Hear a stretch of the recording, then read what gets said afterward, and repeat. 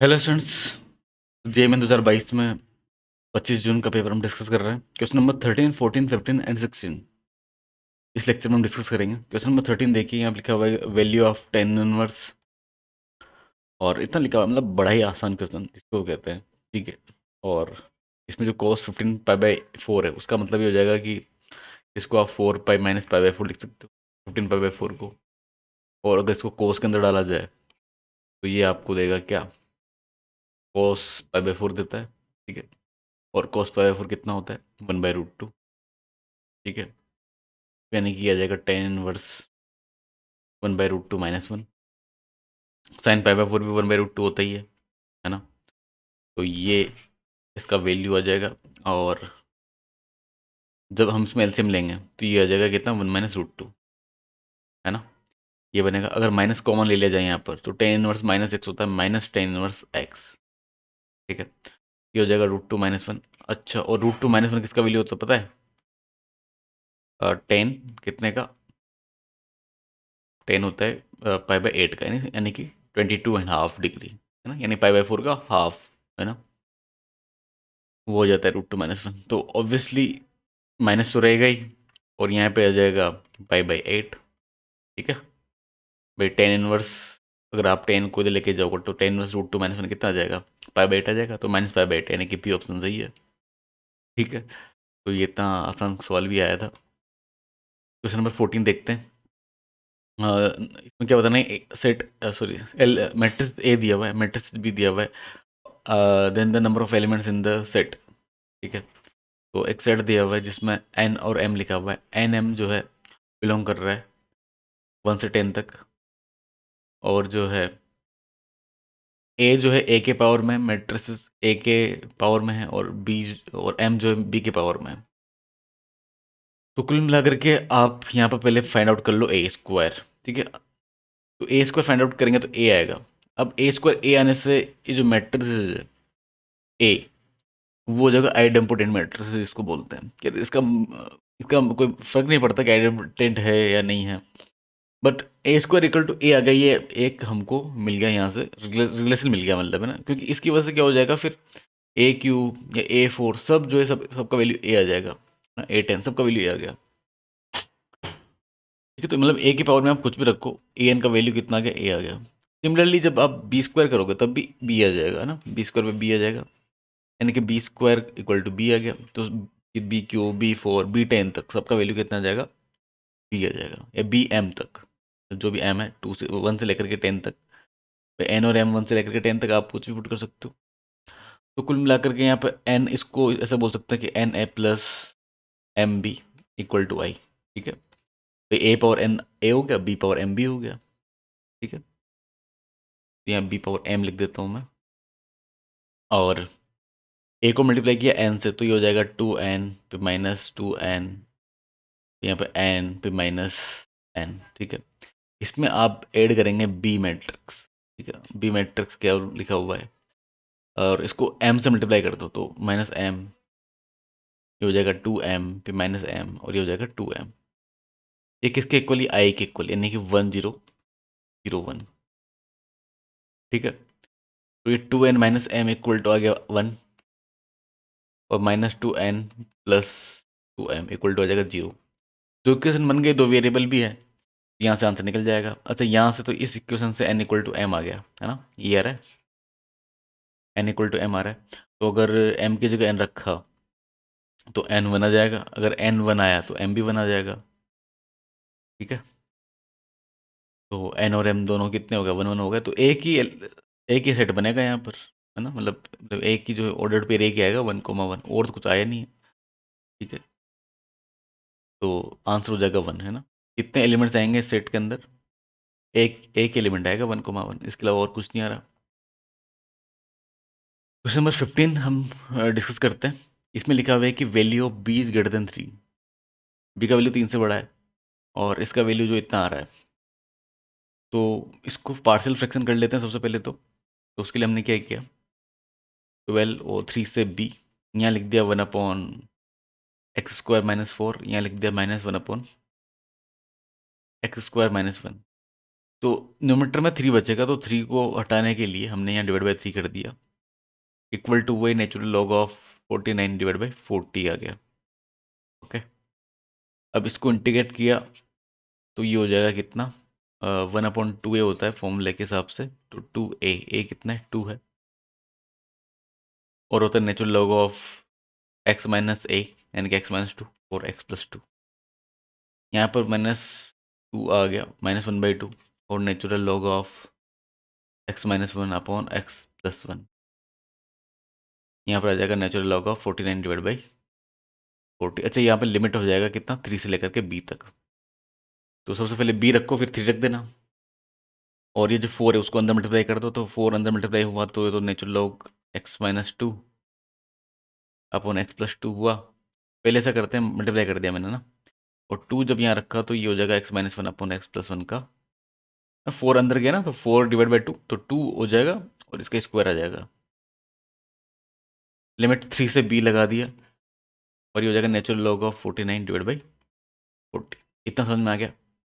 आगे बढ़ते हैं, अब लिमिट पुट कर दो, b पुट किया तो natural log of b minus 2 upon b plus 2, और फिर माइनस माइनस इसमें 3 पुट कर दो, तो 3 पुट किया तो ये हो जाएगा 3 माइनस 2 1, और 3 प्लस 2 5, फिर माइनस है, और इस वाले में जब बी पुट किया तो b minus 1 upon b plus 1 का स्क्वायर आ जाएगा, और माइनस माइनस प्लस हो जाएगा, फिर 3 पुट करेंगे तो ये हो जाएगा 3 माइनस 1 इंटू 2, और 2 का स्क्वायर, या फिर 2 रहने दो भी, तो 2/4 का स्क्वायर आ जाएगा, equal to natural log of 49 divide by 40। थोड़ा सा कैलकुलेशन करना पड़ेगा, तो देखो नेचुरल लॉग ऑफ, अच्छा पहले बी वालों को अलग सोल्व कर लिया हमने ना, तो उससे क्या हो जाएगा, ये b minus 2 upon b plus 2 बनेगा, और ये हो जाएगा b प्लस 1 का स्क्वायर मल्टीप्लाई में अपॉन b माइनस 1 का होल स्क्वायर, इक्वल टू, यहाँ बन जाएगा, ये 2/4 को 1/2 लिख सकते हैं, तो 1/4 लिख सकते हैं, ठीक है। तो natural log of 49 divide by 40, ये 1/5 उधर जाएगा तो मल्टीप्लाई में आ जाएगा, और मल्टीप्लाई होकर के इतना हो जाएगा, तो ये 1/2 का स्क्वायर 1/4 बनेगा, ये वाला है ना, नेचुरल लॉग ऑफ 1/4 बनेगा ये, नेचुरल लॉग ऑफ 1/4, उधर गया तो -1/4 हो जाएगा नेचुरल लॉग के अंदर, और 1/4 जब आएगा तो वो 1 यहाँ आ जाएगा, और 4 यहाँ चला जाएगा। बस अब इसको सोल्व करना है हमको, यहाँ से लॉग को आप काट सकते हो, मतलब कैंसिल कर सकते हो, ठीक है, एंटी लॉग लेकर के, और इस वाली फॉर्म में आंसर लाना चाहिए, आना चाहिए मतलब। तो उस वाली फॉर्म में आंसर लाने के लिए हमने क्या किया, 49 को तो चलो ऐसे रहने दिया, मतलब b प्लस 1 है ना, तो 49 को लिख दिया हमने 6 प्लस 1 का होल स्क्वायर, और b माइनस 1 यानी कि 6 माइनस 1 का होल स्क्वायर लिख देंगे 25 को। अब 25 कहाँ पर है, 25 बन जाएगा, यहाँ से 5 निकाल लेना, तो यहाँ से जब हमने 5 निकाला तो 8 बचेगा, तो ये 4/8 बच जाएगा कुल मिला करके, ठीक है। और b का वैल्यू 6 है, तो देखो ये जो है ये 4/8 हो गया, 6 माइनस 2 4, और 6 प्लस 2 8, तो यानी कि बी का वैल्यू यहाँ से 6 आ गया। मतलब आप चाहो तो यहाँ पर जो है इसको सोल्व भी कर सकते हो, लेकिन बड़ा डिफिकल्ट वाला काम बन जाएगा, क्योंकि क्यूबिक में बनेगा, है ना, और क्यूबिक को सोल्व करना बड़ा भारी काम हो जाता है। इसलिए मैंने ये थोड़ा मतलब एलिसिस को देख करके, मतलब बी वाले टर्म्स को देख करके इसको ऐसे सोचा, ठीक है यार, इसी टाइप में है ना, क्योंकि सिमेट्री में नजर आ रही है, यहाँ पर b-2 है, अपॉन में b+2, ऊपर b+1 है, नीचे b-1 का स्क्वायर है, तो वहीं से देख करके आइडिया आया, तो b का वैल्यू 6 आ गया वहाँ से। आई होप कि आपको समझ में आया होगा कि ये कैसे सोल्व किया गया। क्वेश्चन नंबर 16 और इस लेक्चर का आखिरी सवाल हम डिस्कस करते हैं। बाइनोमियल का सवाल है, और इसमें लिखा हुआ है कि sum of the coefficient of the all positive even powers. तो पहली बात तो पॉजिटिव इवन पावर्स की बात हो रही है यहाँ पर, तो इसको नोट करना, और बस और क्या है, उसका कोएफिशिएंट का सम कर देना है। तो उसके लिए मैंने ये किया कि पॉजिटिव इवन पावर्स तो बहुत सारी आ जाएगी इसमें ना, 10 तक 10 तक जाना है, तो बहुत सारे आ जाएंगे। तो पहले तो मैंने क्या किया, इसको थोड़ा इस तरह से लिखा कि 2x पावर 4 प्लस 3, इसका पावर 10 आ जाएगा, और यहाँ बन जाएगा एक्स पावर 10। ठीक है, तो अगर पॉजिटिव पावर्स आपको चाहिए तो मैं x4 को बढ़ते हुए ले रहा हूँ, तो ऑब्वियसली आपको जो है जब इसका जब एक्सपेंड करोगे आप ऊपर वाले का, तो इस तरह से आएगा कि 10 से 0, फिर 2x पावर 4 का पावर 0 और 3 की पावर में 10 आ जाएगा, फिर 10 से 1 आएगा और 2x पावर 4 आ जाएगा, इसका पावर में 1 आएगा, इस पूरे के पावर में 1 रहेगा और 3 के पावर में कितना आ जाएगा, 9 आ जाएगा। समझ में आ रहा है आपको? फिर 10 से 2 आ जाएगा और 2x पावर 4 के पावर में 2 आएगा, की पावर में 8 आ गया। फिर 10 से 3 आ जाएगा, 2x पावर 4 का पावर में कितना आ जाएगा, 3 आ जाएगा और 3 का पावर में कितना रहेगा, 7। इस तरह से टर्म्स और भी टर्म्स आते जाएंगे और चलता रहेगा सिलसिला।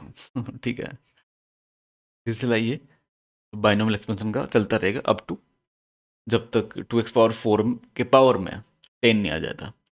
डिवाइड बाई x पावर 10 तो रहेगा ही। अब देखो, हमको चाहिए क्या, पॉजिटिव इवन पावर्स चाहिए। तो पॉजिटिव इवन पावर्स कब बनेगा, x पावर 10 से आप डिवाइड करोगे तो देखो क्या हो जाएगा, पहला टर्म तो नेगेटिव पावर में आ जाएगा x में, ये भी नेगेटिव में आएगा और ये नेगेटिव में क्यों आएगा, क्योंकि यहाँ पर x नहीं है इसमें, इधर x पावर 4 है, नीचे 10 है, तो ऊपर में x पावर -6 बचेगा।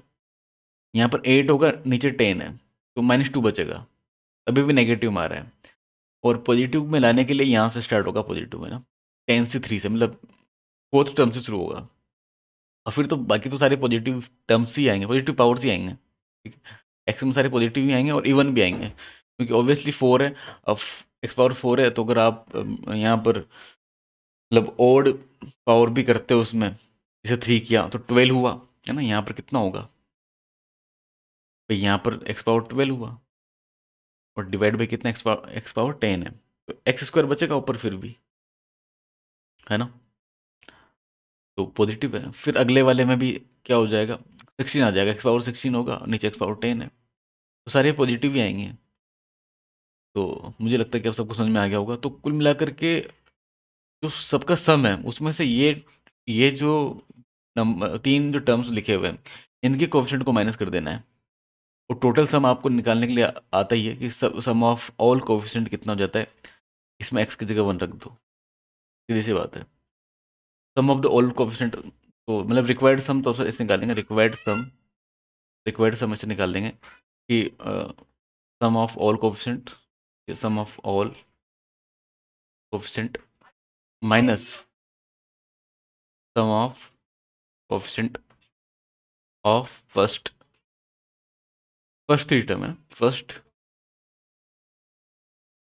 3, या ऐसे लिख दो 3 टर्म्स, है ना।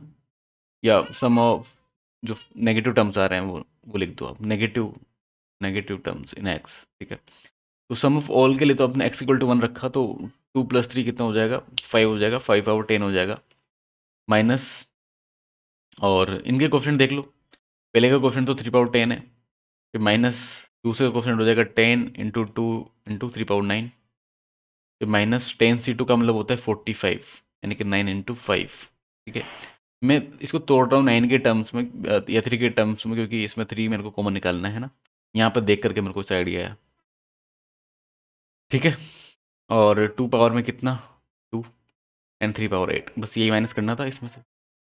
तो माइनस करने के लिए उसमें से मैंने कॉमन लिया है यहाँ पर कितना, यहाँ पर देखो 3/9 बन रहा है और यहाँ पर भी 3/9 बन जाएगा यहाँ से, है ना। तो मैं कॉमन ले रहा हूँ 3/9, तो 3/9 कॉमन लेने के बाद में यहाँ बच गया 3, यहाँ तो 3 बचा, यहाँ पर 20 बचा, फिर प्लस होगा क्योंकि माइनस भी कॉमन ले रहे हैं, और यहाँ बचेगा, देखो यहाँ पर एक तो 3, तो एक 3 बच जाएगा और एक 5 बचेगा, तो 3 × 5 15 हो जाएगा, 15 × 4 60 हो जाएगा। तो ये आ जाएगा 5/10 माइनस कितना, 83 × 3/9। ठीक है, तो बीटा का वैल्यू कितना आ जाएगा, बीटा का वैल्यू आ गया 83, वैल्यू ऑफ बीटा आ गया 83, ये बताना था हमको। ठीक है, तो आई होप आपको समझ में आया होगा, उम्मीद है। ठीक है कि आपको सबको समझ में आया होगा जो हमने इस लेक्चर में डिस्कस किए, चारों क्वेश्चंस, ऑल 4 क्वेश्चंस। तो फिर भी अगर आपके मन में कोई डाउट है या कोई चीज़ आपको समझ में नहीं आई है इस लेक्चर से रिलेटेड, कोई भी क्वेश्चन, कोई भी टॉपिक, तो आप कमेंट करके पूछ सकते हैं। और हमारा कम्युनिटी है टेलीग्राम पर, तो आप ज्वाइन कर सकते हैं। वहाँ पर भी आपके बहुत सारे एस्पिरेंट्स हैं, जे एस्पिरेंट्स, और तो आप ज्वाइन कर सकते हैं। जे एस्पिरेंट्स भी हैं, कुछ ओलंपियाड्स के लिए प्रिपेयर कर रहे हैं बच्चे, है ना, वो भी है, तो आप ज्वाइन कर सकते हैं उसको। और ठीक है, और डिस्कशन वहाँ पे होता है और डाउट्स सोल्व किए जाते हैं, ठीक है, और आप भी हेल्प कर सकते हैं बाकी स्टूडेंट्स को। तो इस लेक्चर में इतना ही, मिलते हैं नेक्स्ट लेक्चर में।